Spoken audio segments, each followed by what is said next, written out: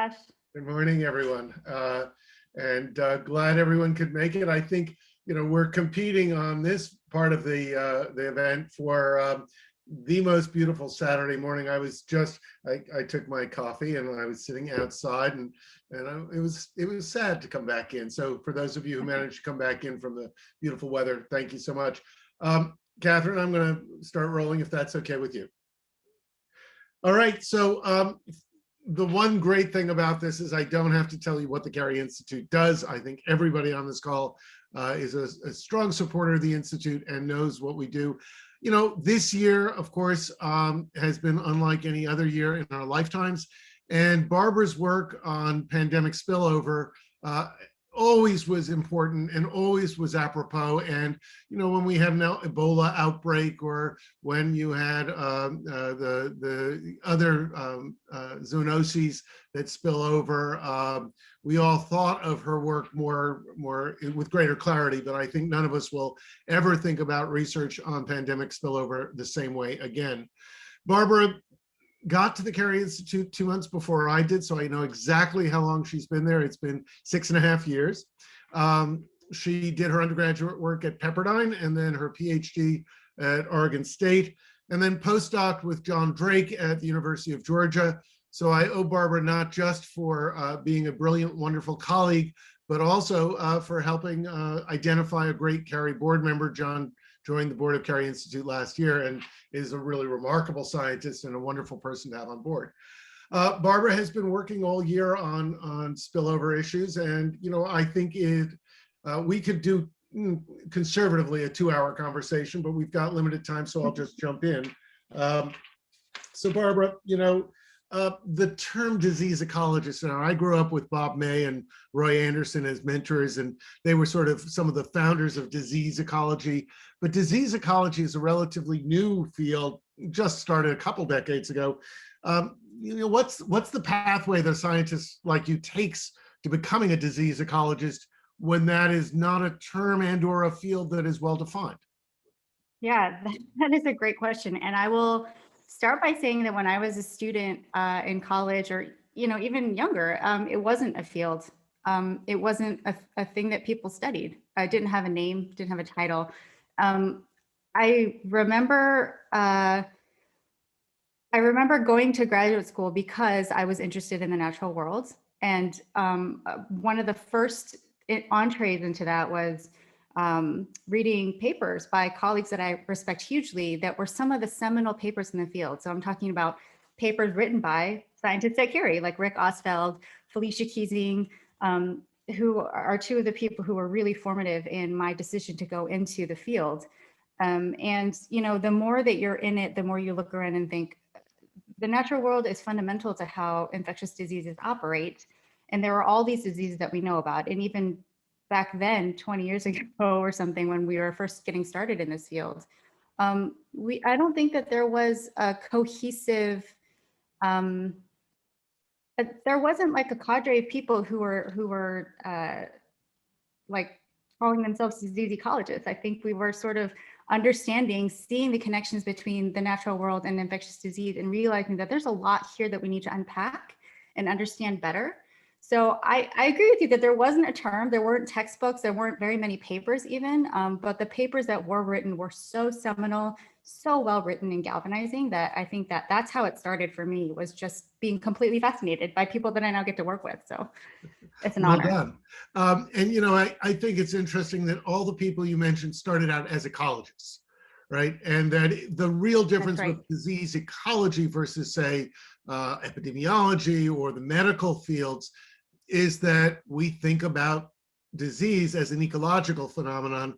I remember when I was taking a course in grad school, one of the first courses on disease ecology, and I was told to think of the organism as as the disease vector, as the disease as an organism, and think about how its job in life is to reproduce. Its job in life is to leave offspring, and that's an ecological approach to disease that is so different than so many other ways of looking at the disease. Now, obviously, this is a field that is, as I said in the intro, more relevant and more important than ever.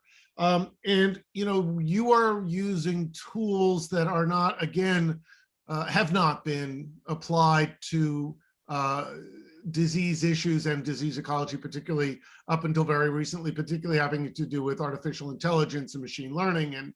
And how does that help you make predictions about the next pandemic?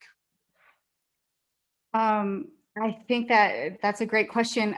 I think AI has been helping us answer some of the most crucial questions in disease ecology, and that's really been on full display with COVID-19. COVID-19 is a disease that comes about because of infection by SARS-CoV-2, the virus, and it's one of many viruses that are well, it's sort of winning right now in terms of emergence, but we know that 2/3 of the diseases that are considered to be emerging in humans today are caused by animal-borne pathogens.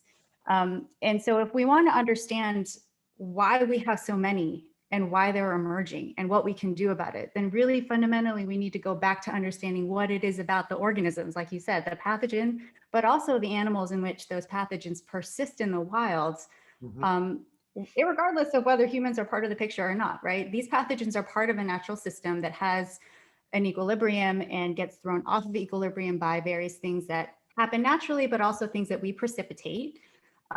So I think AI, it's really been amazing to watch the fields converge to where, when you and I were getting trained as ecologists, we were trained to make observations about the natural world, bring those data together in a way that's sort of logical and systematic. And AI does the same thing, but what it allows us to do is expand beyond our five senses, bring together not just tens or hundreds of data points, but thousands of different features that you can measure about any given organism, and put them all into an analysis that gives you new insights, new ways of understanding the data patterns that are coming out of a really complex and rich system like infectious disease. Just to give an example of some of the questions that we've been asking with AI, really comes down to the W's, right? The who, what, when, where, when, why. I think this figure here is nice because it sort of lays out some of the features that we talk about when we talk about animals. So if we want to know what kind of an animal is likely to harbor an infectious pathogen that may spill over to humans, some of the features that we might be interested in are basic, right? Elements of their basic biology, things that describe their reproductive strategies, things that describe their social behaviors, things that describe what they eat and what their physiology is like. And the reason why we're interested in these features is because they reflect the biology of an organism that has developed in response to a long evolutionary history with the planet and its pressures. So it's a strategy that this animal has evolved. It reflects a strategy that the animal has evolved to deal with life on this planet, and also sort of increase its fitness. So increase the number of offspring that it can have in a given year, and therefore become successful as a species. So when we think about those features, they do hold information about how these animals are dealing with pressures like pathogen pressure. So pathogens, by their definition, exert some cost from the animals. And when you as an animal have to not only have offspring, but also survive and get food and everything, you are developing these features that allow you to contend with all of these different sort of competing needs at the same time. So when we look at traits of organisms, we are expecting to see patterns that reveal how well these guys are doing at dealing with all the things that they need to deal with, having offspring, being successful as a species, and also dealing with these pressures that pathogens impose on them. This is just one example here. I guess this is looking at the difference between a carnivore and an herbivore. And you can imagine different features splitting off into branches. And this is a decision tree for those who have not seen something like this before, but it's really intuitive, right? You start with data at the top and you kind of filter it through like marbles, and they get to the bottom, and these yeses or nos can be really anything. In this case, it might be whether you're a carnivore or an herbivore. It could be whether you're a disease carrier or not.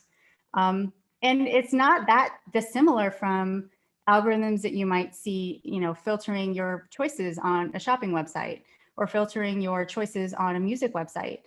Instead of carnivore, herbivore, and all of these features, you can imagine fiction, nonfiction, science genre or not science genre, paperback, ebook, that kind of thing, all the way down. So these algorithms are really well understood, and they're a very fundamental part of our lives at this point. And we're just sort of applying the same technology to understand the natural world in new and different ways.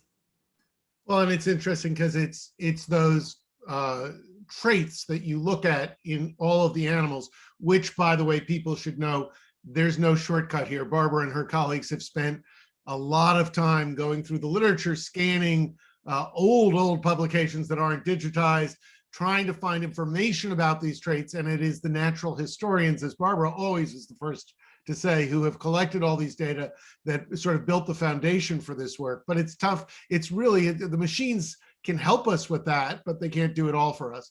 But fundamentally, it's about the disease, looking at the biological structure of the animal and the animal evolving both for reproduction and leaving offspring, but also as a way to escape the disease. And some are more successful than others, and some learn to live with the disease. And for those of you who have had the pleasure of reading Walter Isaacson's new biography or storytelling about Jennifer Doudna and CRISPR-Cas9 technology, CRISPR started as a way for bacteria to isolate viruses.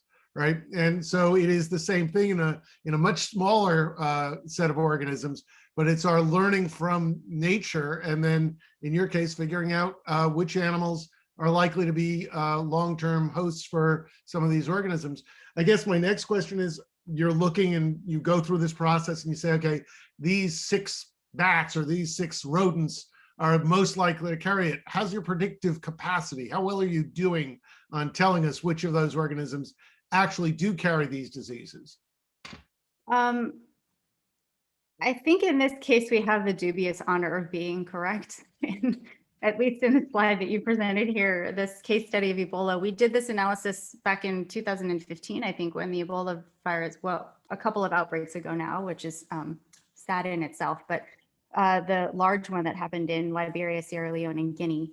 And in that analysis, what we wanted to do was to provide some guidance to surveillance, because this is a pathogen that we've studied for many decades and have never quite gotten our finger on which of the animal species that are in this incredibly biodiverse region we should be targeting for sort of systematic, long-term, frequent surveillance. Because these viruses, once they're, even if you know what host they're in, and you know what virus you're looking for, it can still be incredibly difficult to find the virus in the host in the wild. And that is because these animals are moving around the landscape, tracking their food, tracking the availability of other resources like, nesting habitat, roosting habitat. And they may only be shedding infectious virus for a very short amount of time. So we've never found the reservoir for Ebola, and that was the point of this study. We keep having these outbreaks. We still don't know what the reservoir is. Let's try a new method. Let's try this new technology out and see where we can get.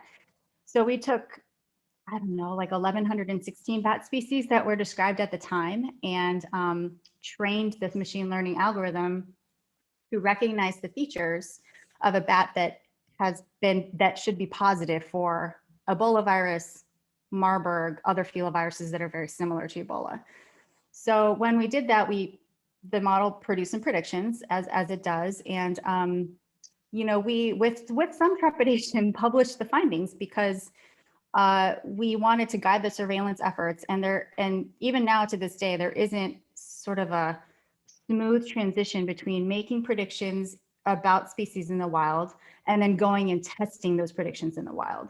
So at this point in time, when the study was published, that pipeline did not exist. And I think it's forming now, but it did not exist. So we published the findings, and about 6 months later, a group in China confirmed that I think bat number 5 on our list was in fact positive for an Ebola virus. It was a host species that was in China, so it wasn't even near the latest cluster of outbreaks in a different continent. It had a tropism in the lungs. So that means that the diseased area, the affected region of the body was in the lungs of the bat, which is a little bit troubling to think about how this pathogen might then spread from animal to animal or even from animal to humans. And it was also a brand new Ebola virus. So the genetic sequence was different enough from the known filoviruses that it was considered to be novel. In addition to that, these other bats that you see, so that was the one on the top left, these other 3 species have been since then confirmed also to carry Ebola viruses. 2 of them have been positive for what is now called Bombali virus. It's a virus that was discovered in that region that experienced the outbreak near Sierra Leone. And this final one was also then afterwards confirmed to carry the virus from viral fragments. So they finally found pieces of the virus that were convincing to scientists that this species actually does carry it in the wild. So we're starting to narrow in. And I will emphasize again that like we didn't hand off the results to a group that went and tested it. We published these findings with the goal of guiding surveillance, but also both correct answers and incorrect answers are both useful. So this is sort of our first pass at like, here's what the data suggests so far. Let's tailor our surveillance and our resources to make the best use of the information that we have, and then take that information and make the models better. So it should be this iterative process. It's not just here are the predictions, it's a one-time thing, go forth and figure out whether we're right or not. It should be this back and forth exchange of information. That's how science works, right? Sometimes you're wrong, and that's actually really important to know. In this case, many of our predictions were correct. So Barbara, that's the learning in machine learning? Yeah, that's the human part of the machine learning. Right. It's giving the machine more information that you think is relevant for it to learn from. Yeah. Right. I don't know, we will debate, I'm sure, for many years when this, the SARS-CoV-2 pandemic started, but we're somewhere between 14 and 16 months into this. And, I guess the question would be, I wish you had more money, more time, more models, feed into surveillance and better ability to predict the next pandemic before this one started. We have seen the social and economic costs of a global pandemic in a way that pretty much no one, I guess a few people, but almost no one was alive for the last one. What have we learned that we didn't know through the COVID pandemic that is going to help us with predicting the next pandemic?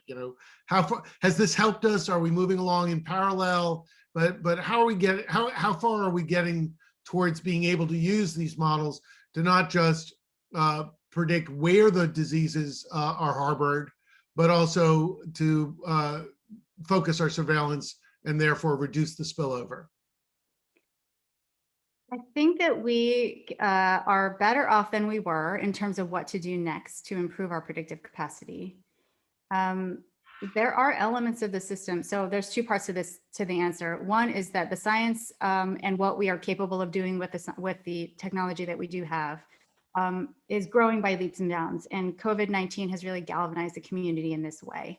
When it started, those of us who understood what was happening before it was more widely understood what was happening, sort of dropped everything and pivoted, because what else do you do when you have the skills that are relevant to today's crisis? You drop everything and work on it. So that's what we did. And that revealed to us some of the data issues that are still remaining, that we don't actually have a lot of the data that we need to really do these predictions better than we can today. And we pushed the science very far, and I'm really actually very optimistic and excited to see this momentum carry forward. So now that we have the benefit of hindsight, or the benefit of like continuing to simmer in this crisis for now 14 months plus, we understand the gravity of the situation and what it means for us to not have invested, and what additional investments could give us. The vaccine as one very amazing but small example of that. We have multiple vaccines now that have been emergency approved and are working to flatten that curve, which is it's a scientific miracle, but it's actually just science. People find it to be miraculous, and of course it is, but I think what's remarkable about that is the ingenuity and the human resources that went into those innovations.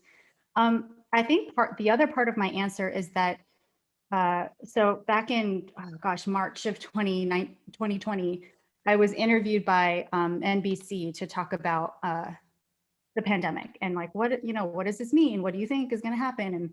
And they asked me a similar question. What do you think some of the most important information is that we need at this point? And my answer was human behavior. And at that point in my mind, I thought, well, the kinds of human behavior data that we need are mobility patterns, contact patterns, and those things are still true. But I think what I did not anticipate, and I think what was difficult for anybody to anticipate, is the unpredictability of human behavior in terms of protective behaviors. So I don't think that I could have foreseen that people would have such a strong negative reaction to mask wearing mandates. Or I don't know, just this sort of psychological element to how do you deal with a global crisis situation and being told what you need to do, and do you trust those people? So I guess coming back around to your question, I think in order for us to move forward, yes, there is plenty of room to improve our data collection, our technology, our collaborative structures as scientists. But I think also there is a real need to communicate better with the public and bring everybody along for the ride. It can't just be an elite group of scientists who understand everything and want to move forward and we know how to do it. If we don't get the communication right, or we don't work on that element of it, I think it's really quite dangerous. It could be more division, and the next pandemic could actually be worse. There is that possibility. So yeah, that's what I think. And I think what you're saying as well is the models have to start incorporating not just the biological, but the social, right? And that the human social behavior is, and political influences on that social behavior are not going to go away. They'll be different in different places, and that's going to change the trajectory of the disease once it's become pandemic or at least epidemic. And so that's really interesting, because I don't think we had any real understanding of how that would play out and what even the range of possibilities were. So that's interesting. In terms of the pandemic spillover and the location and the different animals we have, how long do you think it will be? I know you sometimes use the metaphor of we used to predict the weather and everybody would laugh about it because it was so bad. We'd have it on the news. It would 7 o'clock they'd say tomorrow will be bright and sunny, or it's bright and sunny outside, and you'd look out your window and it was raining, right? But now it's pretty good, and we've got apps and we can get down to point locations. And how long before the ability to predict pandemic spillover has that level of sophistication and perhaps accuracy? How long? Our lifetimes? I'm really hoping in our lifetime, yeah. And I actually think that it's possible. I think that there are steps in that direction already. The analytics, as we call it, the drawing together creatively of data streams that are relevant to answering these questions well, and making the results actionable and accessible to those who are then tasked with putting boots on the ground to do something about it. I think that pipeline is now forming faster and with more urgency than I've ever seen it before. And I think that the language around why we need to do it is more correct. And it seems, I am an optimist, but I think I was also very pessimistic, because all year I've been asked this question: do you think it's going to get better? Do you think it's going to get better? Are we going to get better at doing this right? And my answer was always like, I don't know, because the last couple of diseases I've worked on that had outbreak events, you saw a big swell in support for funding and science and research. But then as soon as the next one happened, all of that funding went to the next fire. So we were firefighting.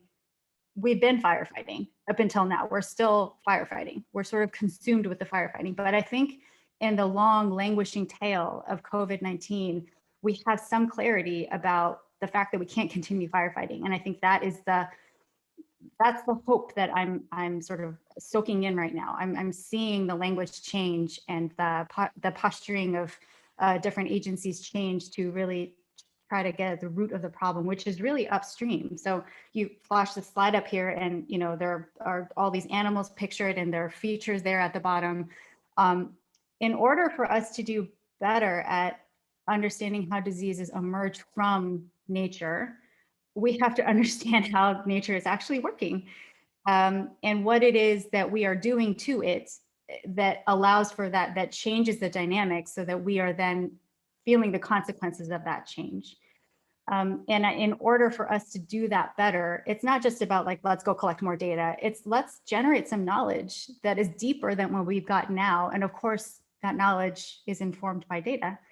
So, all of these characteristics that you've listed here and many more that are actually really quite not straightforward to articulate. So some of the work that my colleagues at Carey have done, Shannon Ledoux's work on mosquitoes and what controls their abundance in various neighborhoods as we continue to urbanize in the United States. That's a critical question that not many people are asking and has huge implications for our experience of the built environment and also our experience with infectious diseases. And some of the work that Rick Oswald is very famous for, understanding small mammal communities and how they change in response to our changes, and what implications that has for tick-borne diseases. I mean, these are complicated ecological systems, but they're not so complicated that we can't ever understand them. So I think that the investment in the knowledge will really sort of be the bedrock upon which the rest of our decisions about how to move forward with pandemic prevention can be built. So, it's land conversion, it's climate change, it's knowledge, and things are changing. But I think your point that this is now had an impact on 8 billion, close to 8 billion people, right? The entire world has been affected by this. And, as you said in the past, I remember we were talking about Ebola, and there was, a couple $2 billion for Ebola, it didn't all get spent. Then it got pushed on to whatever the next, Zika, I think was the next crisis. Yeah. And what was missing in the middle of all that is during the fire, right? So when the diseases are raging, people don't want to spend money on research. They want to get rid of, they want to address the disease. As soon as we get it under control, it's like, okay, we're done. We can forget about that for a while. I think the one thing we can safely say is no one's going to forget about this, right? And no one's going to think that this is not important, and that, the scale of expenditure that we're talking about, which is in the billions, but probably below 10 billion to make a huge difference, is so dwarfed by the scale of the cost of a global pandemic that I think as it were, the return on investment is going to look really good. And I hope, as you do, that will mean that not just our government, but globally, we see investment, we see more global collaboration, and again, that's something that really came out of this pandemic, was the level of communication and collaboration globally has been remarkable, right? Labs working with and talking to each other around the world. So I just want to ask one other question. You are among the most optimistic people I know, and you have no reason to be. You're positive about how resilient nature is and how much we, whether it's the biodiversity crisis, pandemic spillover, you always have I wouldn't call it a rose-tinted glasses or Panglossian approach, but you have a vision of a world that is mostly positive. And I was wondering, what's bringing you hope about, our ability to deal with the next pandemics? Oh gosh, I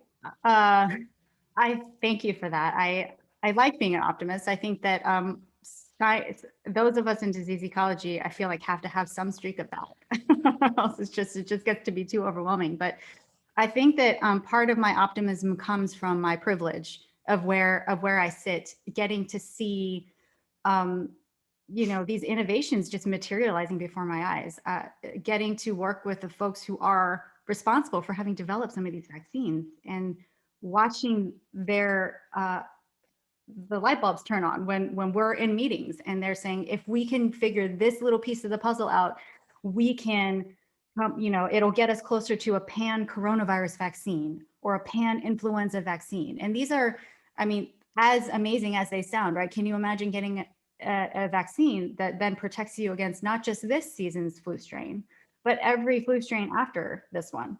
Not just this variant of coronavirus, but every variant that we could think of, in the foreseeable imaginary future.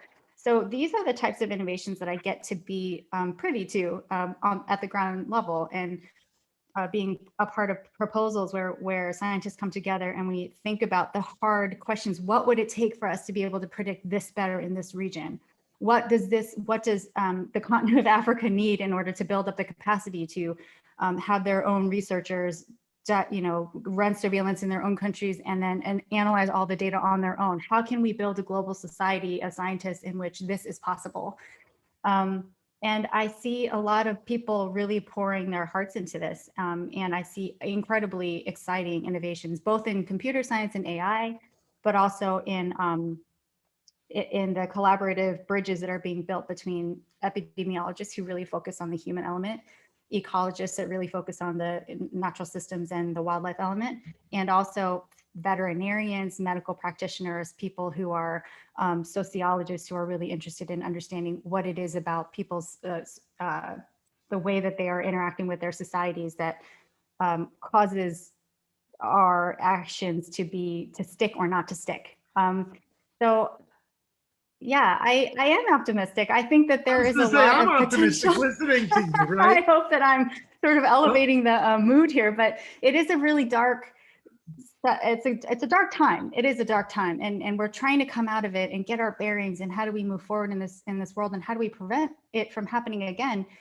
There's a lot of ways we can do that, and I think part of it is paying attention, and coming to events like this, supporting institutes like Carrie, but also just being aware of how we as individuals can contribute to a world that is safer, greener, works better, where the ecosystems are more intact. I don't think that it is something that we can collectively afford to put on the back burner anymore. I think we need to be really conscious about our behaviors and how we live.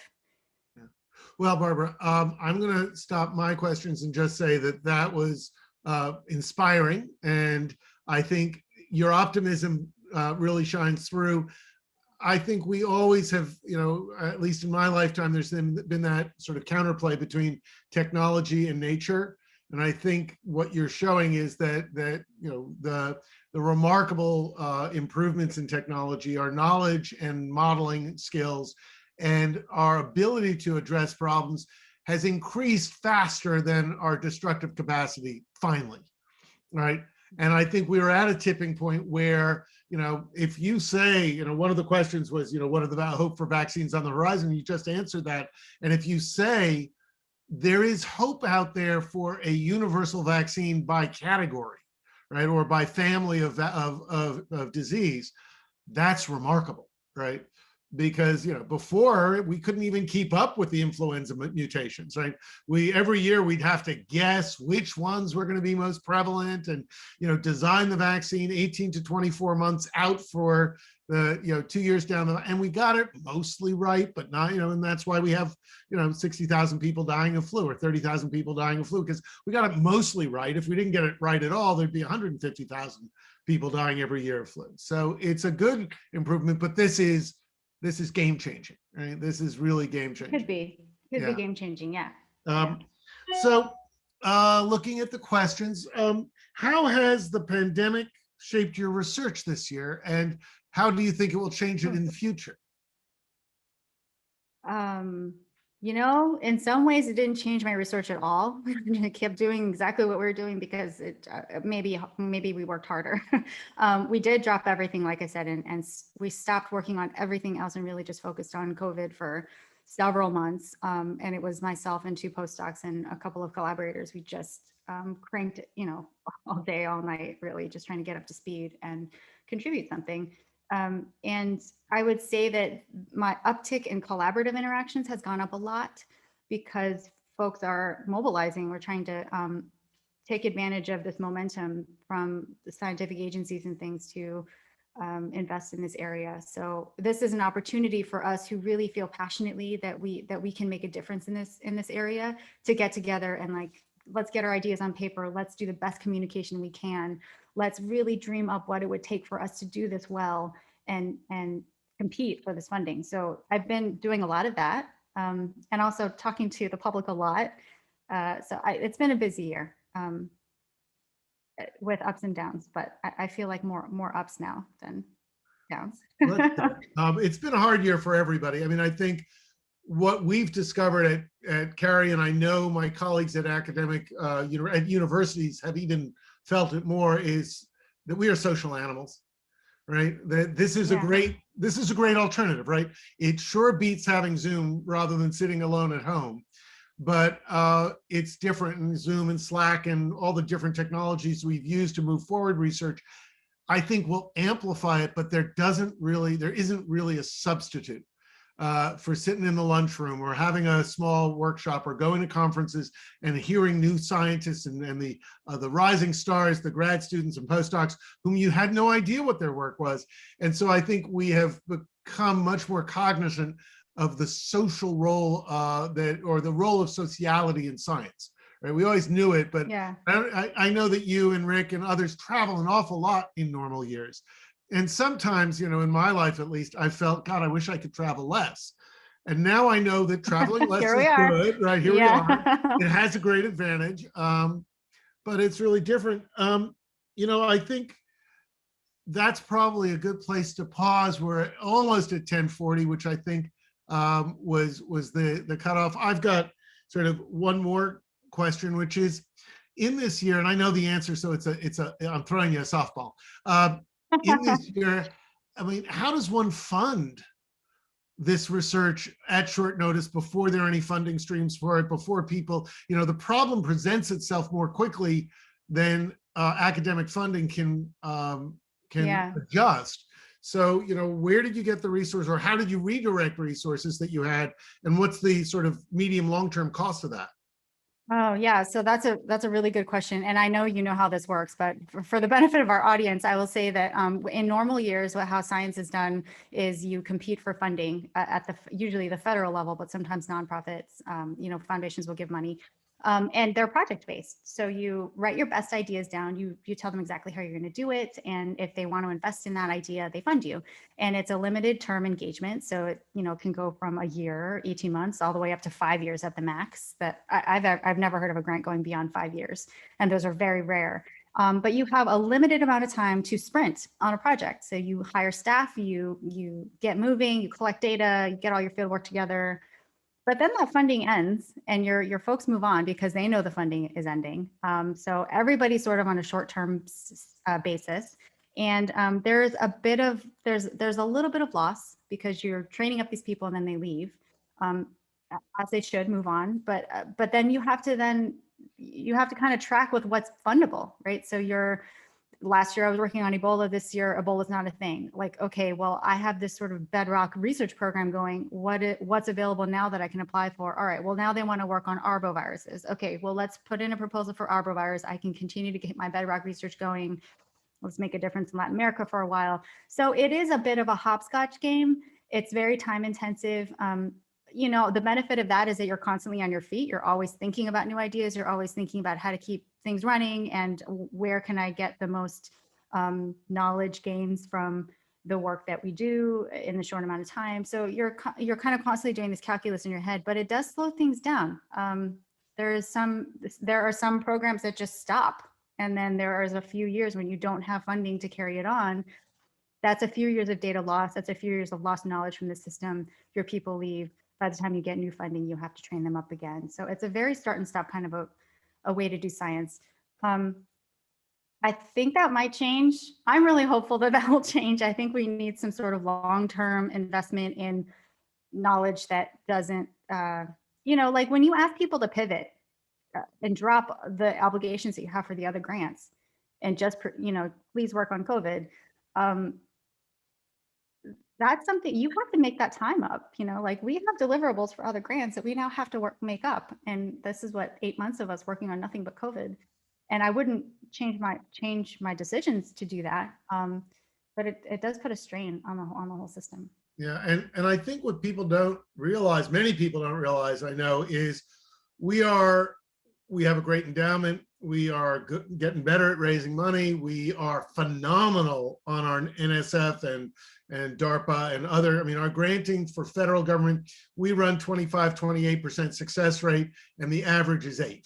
right? So we are 3 times the average on our thing. Now, number one, if we're only running 25% success, that means 3 out of 4 proposals don't get funded. And even if you resubmit them and stuff, I'd say half our ideas languish, right? So that's tragic from my perspective.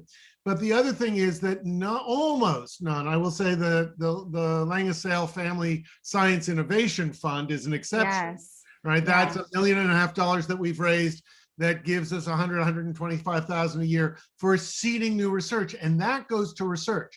But almost all of our income from various sources goes to supporting the research. And one of the things that I think really has to change is that we need to be able to find longer term, more stable funding to backfill, to create a bridge from project to project, to create stability so that you have some people who are postdocs who want to go on and build their own labs. And then you've got people who, would love to stay and work at Carey as a senior researcher, but don't want the hassle of writing all the grants and writing all the papers, but are nonetheless really great scientists. And so finding a way, and I think that's our next push, right? Those of you who are coming by Carey will, I hope, drive by our, I can't call it a new building because it's a renovation, but pretty soon that's going to be finished. We've got, and then it's going to be fed by our solar field, which is now beautifully screened and will even be more beautifully screened in the future. But I think our next focus really has to be addressing this issue of how do we support the research? We don't have to pay for all the research, but how do we provide bridge? How do we provide continuity? How do we pay for library access, which is increasingly challenging? All of these things are really important. And I think as a small research institute, we are in many ways privileged because we can solve the problem in a way that a huge university, unless you've got a $40 billion endowment, can't, right? And even those huge universities with $40 billion endowments, they're paying staff salaries, they're paying tuition, they're paying a lot of things, but there are very few of them are paying for research. So I think what you have said today shows people the huge value of continuity. Barbara, I can't thank you enough. It really is always a pleasure. And as I said to you the other day, we had a staff meeting, by the way, folks. We had half our staff actually in the auditorium. We were masked, we were socially distanced. And it was just such a pleasure because I think we all miss these informal conversations, and this has been a great substitute, but no substitute at all. So thank you, Barbara, and thank you, Josh.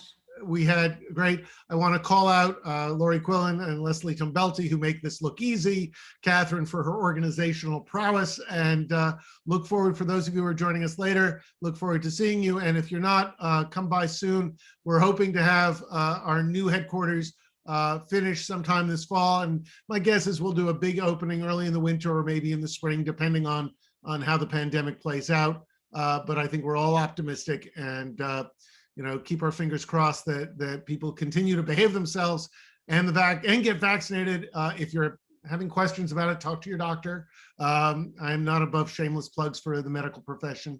Take care and be safe. Catherine, anything you want to add? Just want to say thank you all. Looking forward to seeing you in person as soon as we can. Okay. Thank you. Enjoy the nice weather. Okay. Bye all.